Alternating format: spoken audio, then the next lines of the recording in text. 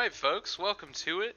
This is game 3 of game 4, correction, of a best of 5 played between Team Secret and Team Suomi.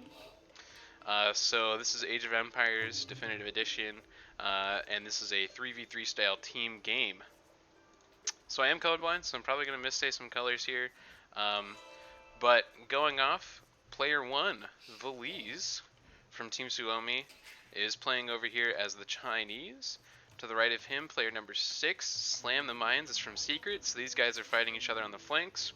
The pocket from Suomi is the Max on Khmer, probably a very good pick for this map, considering how much wood there is. You can get those farms going up in early, and you can transition into Knights as the pocket very easily. Rubenstock is on this side as the Ethiopian, so he's looking to Archer Civ and fight up against the... Ooh, Tato is in this game instead of Nilly. Okay, so Team Secret made a substitution the previous game, and Tato's playing the Saracens, and Saracens... That's wrong. We can go to it though. Saracens are a market civ. Yeah, with some foot archers and it looks like some camels and maybe some light cavalry, but probably going to go into arbalests, cross them in there, and get their foot archer numbers up.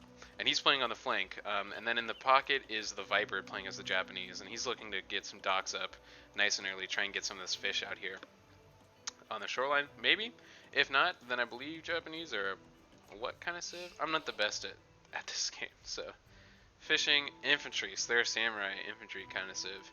But they do go up to full arbalests. I don't think they get paladins. So as a pocket player is generally how the meta is defined in these 3v3s. Is the flanks go archers and they try and fight each other. Mayans is a good archer civilization. Chinese is an archer civ. Ethiopians an archer civ. Saracens is an archer civ. And while they fight archers in the feudal age, the guys in the pocket try to go to castle age, and then they just flood the map with cavalry. However, Khmer are a little bit of a different story. They can do a little bit of everything, but they like to go some kind of siege also. But yeah, as far as food and wood on this map, you can see this map has a lot of random gold piles kind of scattered about, each one having 800 gold, and then these like weird tree lines that kind of make a lot of unique choke points in the map. And that's why I think the archer civilizations on the flanks here for each team are going to be key in kind of locking down those kind of areas, you know, because archers, only a certain number of units can kind of flood in this space at a time. So if you're going for melee or cavalry or something like that, and there's a line of archers here, all of these archers can fire on every unit in that choke point, even though only a couple of those infantry can actually go into attack, kind of thing like that. So it's really good to play archer civs on this map, I feel like, and we're going to see that throughout this game. But you can see that some players are starting to wall off these choke points nice and early. That way they can get a nice kind of buffer zone for their base. They can kind of collect all their food, their initial wood, and try and get going up into the next age here. Yeah, so the mini-map here in the bottom left corner, you can kind of just imagine the battle lines being drawn straight down the center of that map, with Team Secret, which has a you know, multinational. I think Tato is Spanish. I don't know if Viper is, and then Slam's Canadian, I think, or something like that. And then on the left is Suomi, and they're all Finnish players. So Rubenstock, the Max, and Valise this game are all playing against each other. So you can see, like I was saying, there's a little bit of initial resources, plus the gold and wood is in the center of the map. On this ring that kind of goes along the whole outside, there's a bunch of little shorefish. So you can see players like Viper have already gotten up here and started collecting some of these fish. Just another way to get some food coming in early. And then past that is a lot more stone, gold, food, wood lines on the outside of the map. So I think look for players to, you know, try and get map control by keeping players in the center, because if a player can get to the outside, I feel like they can reboom and kind of go around the edge of the map. This is not like a unpassable terrain or anything like that. You know, people can just walk straight over it kind of thing. But if they can kind of keep them pressured to what's in the center, then that's probably going to be a good thing for Team Secret. Team Secret is probably one of the best teams in the world, but at this time in the series, it has gone 2-1, Suomi taking the lead. So the Finnish team up in first place as of right now, 2-1. Once again, it is a best of 5. A lot of these idle villagers right here, he's looking to get down some farms, it looks like, or something for Veliz. But as you can see, some players over here on the right side have started clicking up to Feudal Age. Those being Veliz is going up, Slam's going up, Tato's going up, and the Viper's going up. Max has not gone up yet, and we can see that he went for an extra villager or two in the Feudal Age. So some of these more villagers that he kept pumping out of his TC there. If we go ahead and click on him, you can see that he's basically, you know, he has enough resources to click up. He hasn't done it yet. He's going up another villager. Yes, but from players like Veliz, he's getting his barracks down a little late. As a Chinese, Mayans going for another barracks. Viper put his first barracks out here. That is interesting. Saracens, he's getting his archery range up for Tato. These players are pinging a lot of these back walls. Oh, I think they're trying to tell each other, hey, secure your back flanks, kind of thing like that. Maybe some of these Suomi players want to stay in their inner circle area. They don't want to push out, which is really strange to me. If I were them, I'd want to get on the outside of the map, kind of get as much space as possible going on. Like I was saying, you can kind of draw the battle lines down the center of the map. You can see that from both teams starting to wall off. So these militia here from Viper are looking to try and get in the base and start attacking some of these economy units. Veliz is getting his archer ranges up a little later than most, I think. You know, Tato's already got a couple archers moving around. Archers are really good in the early game because they can shoot over walls. Whereas militia like this, or man-at-arms, now that Viper got the upgrade in, they can just break in, and they are in. Veliz was not able to wall that out, and that villager is going to die. That one, the second villager might die there as well. And already we have a first blood for the game so far. He's looking to wall off these gold villagers, and he did it. He was able to get those walls up in time to kind of stop them, but he needs to get some archer numbers out really quickly for Veliz. Looking up here, you can see Tato's trying to get his scout and some of these archers in to pressure Rubenstock up here. The Max is finally clicked up, and the Max is going straight into Castle Age. He's looking to get knights going, like I said, as Khmer. He's going to have a really strong economy if he transition it into farms, which it looks like he's doing. He's not going too much on the shortfish out here like you saw the Viper playing for those shortfish and stuff. Tato's still pumping out some of these archers. Veliz is mixing in some skirmishers as well, because Slam brought his archers over here, so Veliz is getting 2v1 essentially. So both the Viper, that pocket for Team Secret, and Veliz, the flank player on Slam, the flank player on the south side, are double teaming Veliz here. So Veliz doesn't have enough of an army to really repel us at this time. So he's just trying to block them off as best as he can to try and keep those units from the Viper and Slam kind of trapped in there while he gets his army up. Once the Max goes up to Castle Age, he is going to be able to start producing knights, which will, 3 or 4 knights will just clean that up super easily. But Veliz is taking a couple good trades, getting these skirmishers out in front. They do a lot more damage to the archers than the archers do to them. However, if he gets within melee range of those man-at-arms will kind of clean it up a little bit too. You see up here Rubenstock, as Ethiopians, he still doesn't have his archer range down, it looks like. So kind of look for him to try and get that going. He kind of needs to at this point, especially because of how much he's getting pressure. I think they're all relying on the Max a little too much right now. And Max finally goes up to Castle Age. Rubenstock is on his way to Castle Age. The Viper in the pocket is on his way to Castle Age. And the Viper looks like he's not creating too much military right now. Tato has the highest military numbers. And, I mean, if you look at that, that's 11 archers, 10 archers right there.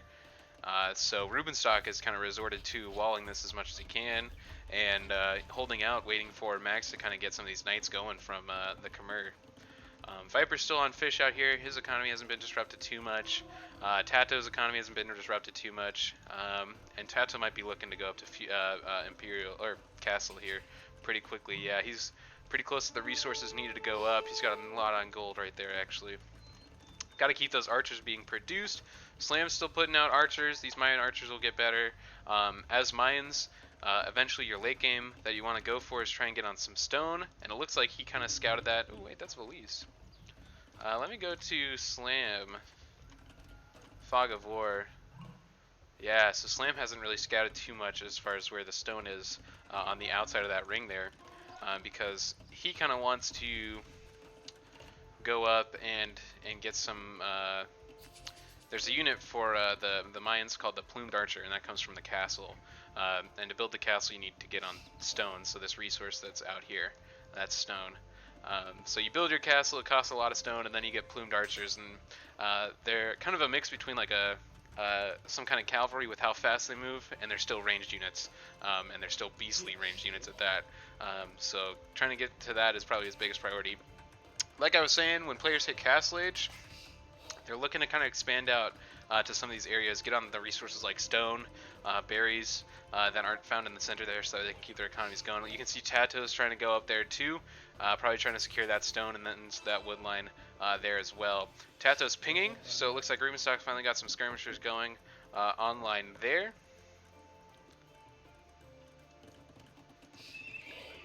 And the Max is keeping night production up. Viper got his town center on the outside, waiting on Valise, Rubenstock, and Slam to start looking to place their other town centers. Valise, because of that pressure he was feeling earlier, is still in the feudal age, and he needs to kind of get going here and try and get back up to the castle age so he can stay kind of on par with everyone. Still creating archers. Looks like he sent a lot of his military to come pressure the Viper, so that center player that usually doesn't receive that much pressure, Viper got pushed off that new wood line that he was trying to make. And he got some of the Max's knights to come in and help. And now Slam's responding by sending all of his archers over here. And Slam will clean that up. There's a decent amount of skirmishers that night there. They might have a chance to fight that. We kind of want to head up here. And Rubenstock got some mangonels to start pressuring, so some catapults to start pressuring up there. We're going to go back over here. You can see this engagement. That knight gets taken out. Rubenstock's archers, there's taking them out. Yeah, there's too many archers there. Oh, well, if they keep shooting, yeah, there you go. So Slam's able to clean it up, not Rubenstock. Slam's able to clean that up of the Max's knight there and some of Lisa's military. Valise has finally clicked up to Castle Age, so it'll be a little while before he gets there. Same thing with Slam, they're going up to Castle Age now. And TeTe's bringing his crossbows around the backside here, while Rubenstock still tries to pressure that top side. Viper hasn't made that much military yet. Same thing with the Max. For being pocket players, their kind of goal is to really start helping their team as these flank players, as in the case with like Valise and Slam, they just kind of pressure each other out too much to the point where neither one of them can really support the team too well, unless that pocket player kind of pulls it up and gets going. So Rubenstock finally pushing out to the outer town center. Valise has a lot of his skirmishers kind of up here on this hill, covering his food sources, but you can probably expect him to start scouting to drop in a good town center. That would be a good spot for a second one. And TeTe's in, he's pressuring this wood line of the Max, and now all of a sudden Max is losing farms, losing wood lines over here, and his villagers have to find a new place to chop wood. There's tons of it on this map. The Viper's knights are getting pressured by these skirmishers and mangonel from Rubenstock. Honestly, if all those knights engage, they could probably win. Ooh, trades 1 for 1 there. TeTe's still pressuring over here on the Max's base, and TeTe, now controls that whole west side essentially. Like I said, Valise is getting his TC out here, and it looks like Slam settled for that area pretty close to that stone that he was looking to get eventually. Still up here on this top side, looks like Viper was able to clean up all of Rubenstock's catapults and archers there, and Rubenstock's starting to move some villages around the map, trying to get some stuff going for him. Alright, TeTe. So Valise's skirmishers and Max's the Khmer Scorpions kind of missed out there. TeTe's going to try to break in and take away this wood line. Oh, right where Max is sending all of his villagers. Okay, he spots it and he knows to pull back, so he spotted that one. And it looks like Slam came in and started attacking the wood line from Valise, so all of Valise's villagers lost that wood line. At the same time up here, it doesn't look like Rubenstock's pressuring too much anymore on top of that hill. Out in the wasteland here, you can see that you know, TeTe's starting to boom, get some other town centers up, but you can see at the same time here, the Max has pulled a lot of his attention this way, and that's where TeTe's crossbows are going. He picks off another villager there at the same time. Back over here in the center of the map, Viper pushed his knights in. They're going to clean up some villagers if he gets a chance to do it. Rubenstock's following with his skirmishers. Valise is pulling his skirmish around, trying to chase down Slam's army as well as TeTe's army of crossbows. Like I was saying, those flank players like to go for archers. They're incredibly versatile on a map like this where there's not going to be that many melee units floating around. Well, these cavalry are being really annoying. But because of all these choke points, you know, these archer units are going to do well against each other. A lot of skirmishes there. They could pick off a couple of these numbers, but, you know, with TeTe being right there and Slam, I think they're just trying to trade evenly as best they can. A couple skirmishers go down for the price of a couple of Slam's crossbows there.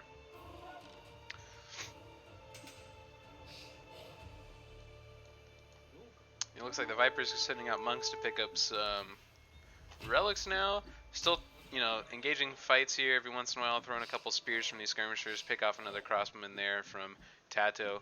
Ooh, they get a third one. Overall, pretty good. They kind of cleaned it up, pushed it out, kept their eco together. Now be looking for someone like Rubenstock, who's here on the top side, to try and push out and maybe pressure TeTe's new economy up there, or maybe even try and push into the center wood line and center gold piles and stuff that you see here.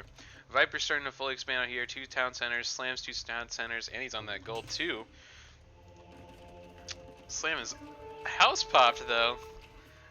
Slam's archers starting to pressure back some of these skirmishers that Valise tried to send out from top. And these guys are still chasing each other out here. Viper loses that monk. Slam starts to put up a siege workshop to try and counter some of these grouped units, get one of those catapults going from himself, because they are really good at doing a lot of splash damage and affecting a lot of people at the same time. TeTe's going for another town center out there on the outside edge of the map, trying to get some more resources secured for his team and himself. Rubenstock's starting to get more town centers up. Valise only has the 2 as of right now, but I just realized that he has the 3rd one right there. Slam's starting to bring it in here. Valise still trying to produce skirmishers to go against this, as well as mixed archers. He's picking off 1 for 1, 2 for 1 there. When the Max gets that Scorpion in, it will start doing a bit more damage, as that does a sort of splash damage. Viper pushing some knights over this way now, and man, Valise has just kind of been pressured the whole time. He should maybe bring those units up to help support, but that knight's going to clean up that Scorpion. Those skirmishers aren't going to do that much to that knight, so that knight might clean those guys up too. Max is pushing one of his knights in to try and counter that to save the Scorpion from the Max. These skirmishers coming up from the south caught Slam off a little, and he loses a couple of those units there. Valise is still, or no, correction, that's Slam. Slam's still pushing around on the ring on the outside here. TeTe still has some units on the ring out there. Viper's starting to relocate his fishers that were up here on the ring as well. Looking back at the center here, you can see that Valise and Rubenstock have kind of teamed up. They're clearing out some of these random archer units from the Viper and Slam that have come through.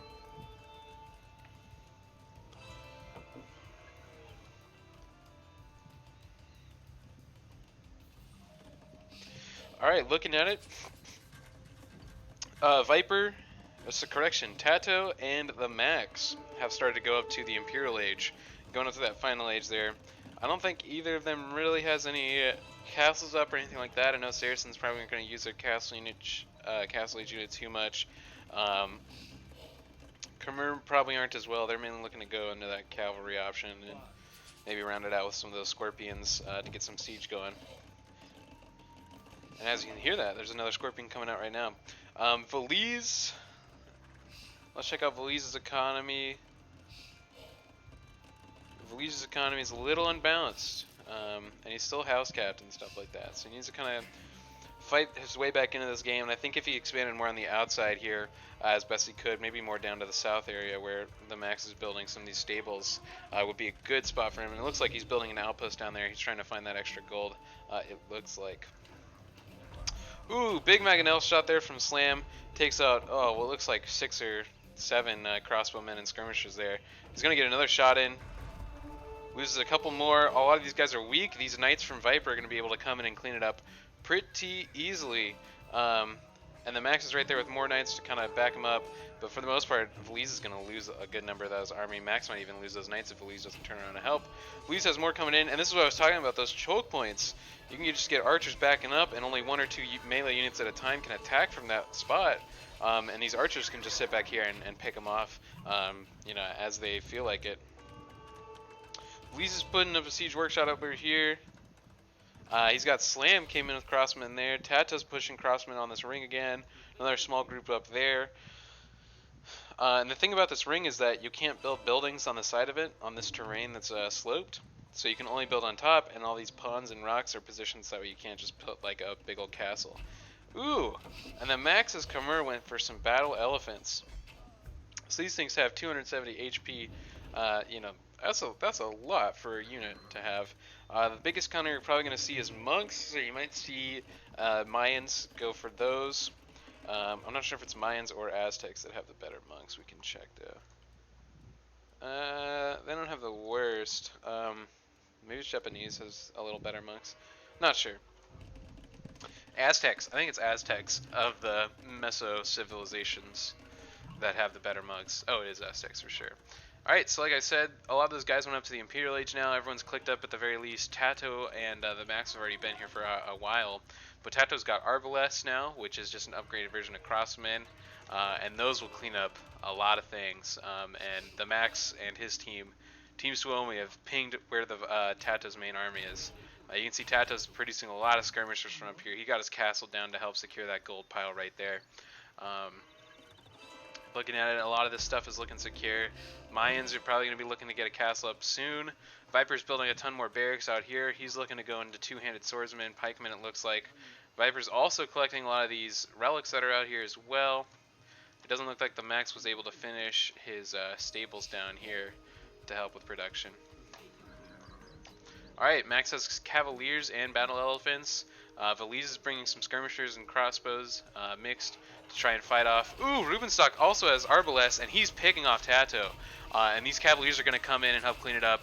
And wow, what a good fight for Suomi to kind of clean up as much of those units from TeTe as possible. They are surrounded there. Rubenstock came in at the right time and cut those off. That was a big win for Suomi. Unfortunately, TeTe, you know, he still has tons of production. They really need to get up here on the outside, Suomi does, and start taking out some of these villagers and stuff like that. Slam finally got his TC up. Look for him to start going into... look for him to start transitioning to plumed archers. You can see that Viper's starting to pikeman spam over here. Slam's Mayan crossmen, they might get pressured down by some of these cavalier that are coming over here, but Viper's pikemen, or halberdiers, should be able to kind of clear those up since they are anti-cavalry units. Oh, the Max didn't realize, and they all got cleaned up that easily. Shoot. Veliz is up in Imperial Age. He's getting Bracer and some of these final archer upgrades for his Chukunu. Chukunu are the Chinese special archers produced from the castle, and basically they just fire like 5 arrows at a time. You can see another big fight going up here. It looks like the Max and the Rubenstock are trying to pressure out TeTe's Arbalest up in the north here. TeTe did get a second castle down there, so he is securing a lot of these northern resources for his team. However, Slam and the Viper are starting to pressure further south here, outside the ring. Inside the ring, it doesn't look like anything too crazy is happening. You can see the Viper kind of has some units positioned in the center of the battlegrounds there, trying to split it up, using them as you know, forward scouts of some kind. Veliz is doing something weird at this villager over here. Viper has his castle down, but Veliz might be trying to build, you know, some surprise siege workshops. Might go for a ram rush or something like that. Might be a little too risky to do in a team game. Big engage here on the south side. And looks like Veliz is going to back off. Veliz still only has some crossbow and some skirmishers. Against those halberdiers, those guys are looking mighty scary. These Arbalests are outranging from Mayans. They do a lot of damage, and they're able to just kind of sit in the back line and pick off those units as they come in. The Max is starting to pressure more on TeTe, however, TeTe is starting to pressure more on Rubenstock. Rubenstock is also trying to pressure TeTe. Max is pulling in a lot of Cavalier units. He's probably going to look into kind of swing around these choke points and try and get on the backside. However, fighting in that mess is not going to be good for the melee player. And it looks like with the help of these Scorpions from the Max as well, they were able to deter Slam and Viper's advances over here on this south side. Like I was saying, that pocket player has a lot of pressure put on his shoulders, as you know, it's kind of their job to carry the team. Like the flanks can buy time for the pocket player, and the pocket player just needs to expand like crazy and try and get his units on all sides of the map to help. Looks like Veliz is trying to get a second castle up to help produce more Chukanu. Game's starting to slow down a lot. You can see that all these players are, you know, getting close to a lot of population. Veliz is only at 92 villages though. Looking at it, Viper's at 140. The Max is at 135. So very good for pocket players. Veliz is in a tough spot right now. He's really starting to drag down kind of the capabilities of his team. You know, he's putting as much as he can over here on this side. Same thing with Max's Scorpions. But against all these Mayan Arbalest and now the Viper's starting to transition into Siege and two-handed Swordsman. It's going to be a hard fight there. On the north side, another big engagement coming in. Rubenstock's trying to take down that castle and town center from there. Max's Cavaliers are coming in. They do have the hill advantage up here, but oh my goodness, just look at how many Arbalests there are. 50 Arbalests there. Viper's mixed infantry of pikemen and two-handed swordsmen are coming in. They're going to clean up the cavalry there. And TeTe's Arbalests are just clearing up. He has something like 60, maybe 70 Arbalests there in that fight. And they're just in the backline cleaning it all up. That Trebuchet is going to go down. That castle's going to stay up. It's looking rough for Suomi. They really double-teamed the Veliz early on, and he got a little behind.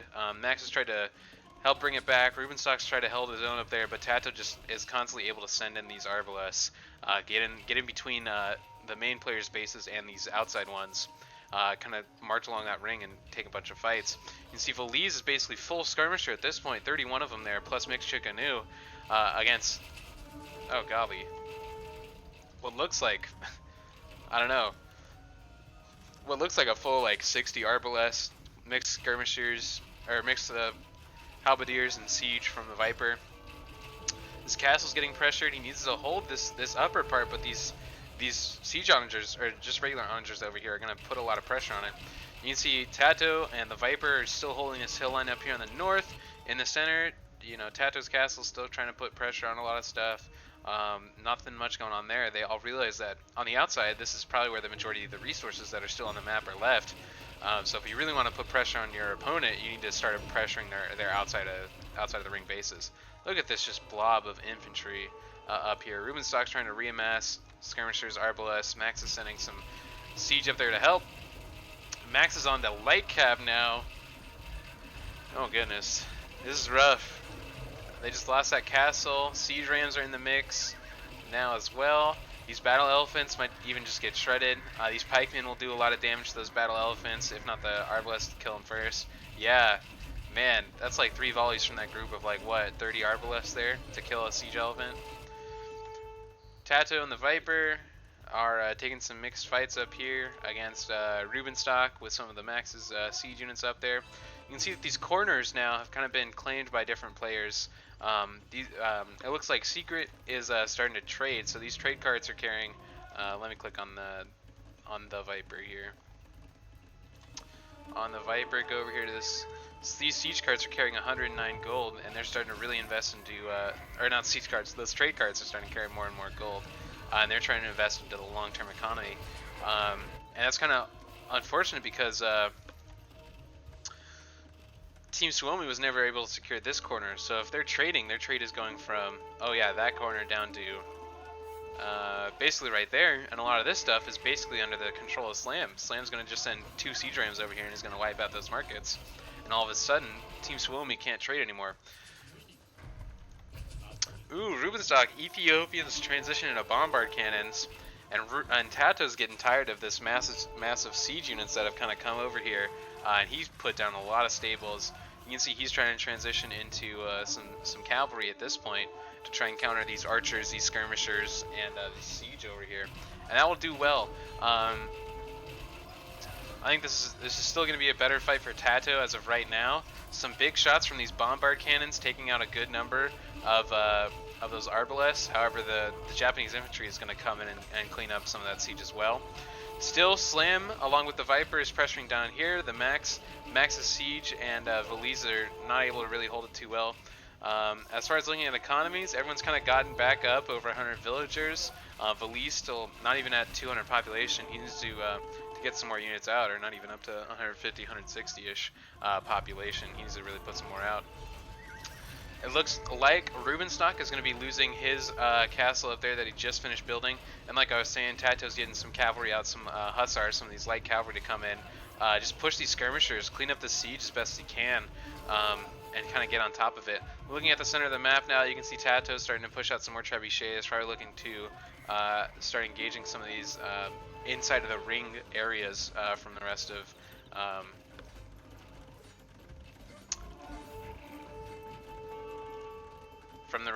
Team Secret. I'm sorry, I was confused at what was happening there because of the colors are a little confusing for me.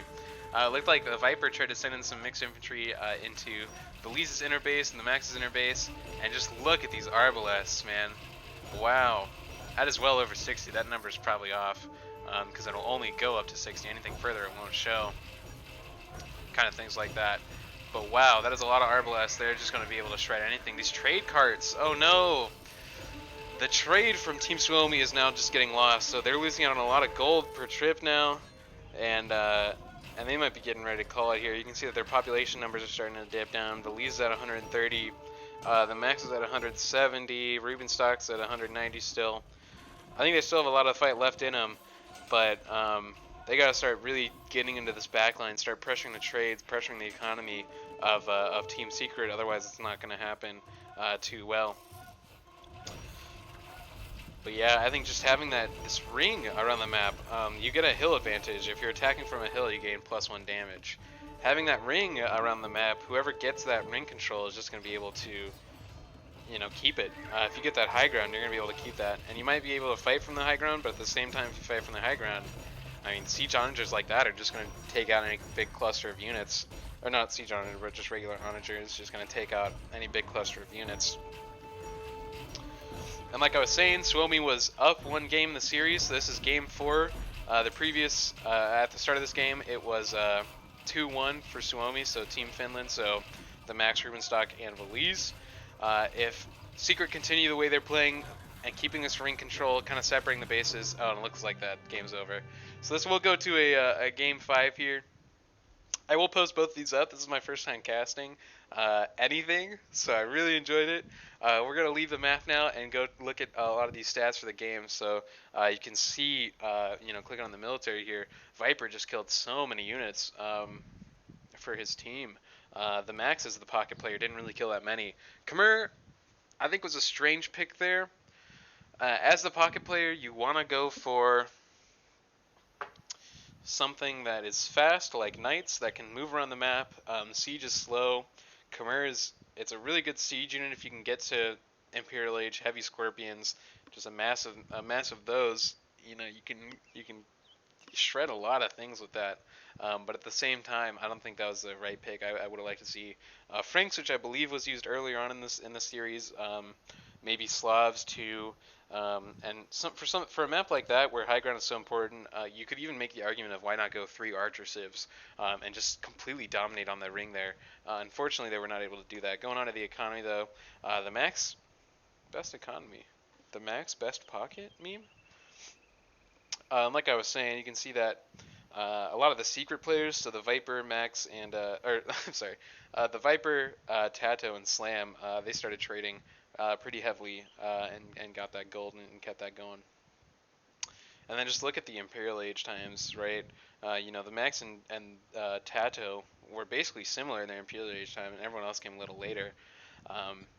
Surprised that Viper didn't get up to feudal or Imperial at the same time, just because he was pocket player, so he wasn't pressured too much in that early game. And then the Viper got all of the relics that were collected, except Rubenstock got 2. So those generate some passive gold and stuff like that. But anyways, guys, thank you for tuning in. It was a good game. When they start game 5 in the series, definitely give that another shot at casting it. Definitely a bunch of stuff I can improve on. make sure you leave a like, comment, and subscribe if you enjoyed the video. And then see you guys next time. Adios.